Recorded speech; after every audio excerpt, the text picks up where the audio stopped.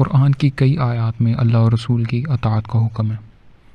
اب اللہ کی اطاعت سے تو وہ قرآن مراد لے لیتے ہیں، لیکن رسول کی اطاعت سے روایات کی پیروی کرنا مراد لیتے ہیں، جنہیں وہ حدیث رسول کا درجہ دیتے ہیں۔ ان کے اپنے دعووں میں تضاد ہے۔ ایک طرف خود کہتے ہیں حدیثیں بھی قرآن کی طرح وحی ہیں، اور دوسری طرف خود کہتے ہیں کہ صرف ایک وحی کی اطاعت اللہ کی اطاعت کہلائے گی، دوسری وحی کو ماننا رسول کی اطاعت کہلائے گی۔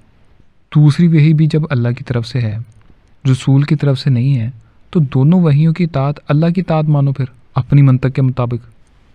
جب انسان عقل سے کام لینا چھوڑ دے تو پھر وہ ایسے ہی بھٹکتا پھرتا ہے۔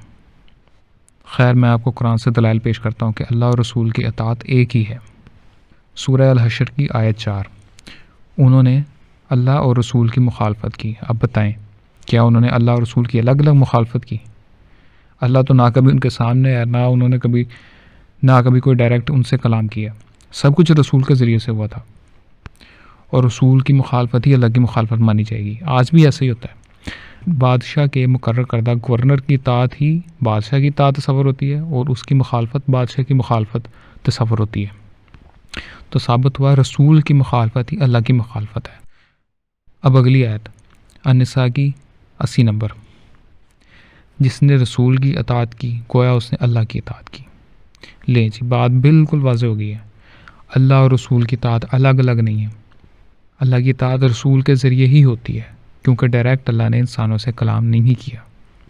اب ایک اور آیت دیکھیں جن میں اللہ اور رسول کی اطاعت کے لیے واحد کا صیغہ استعمال ہوا ہے۔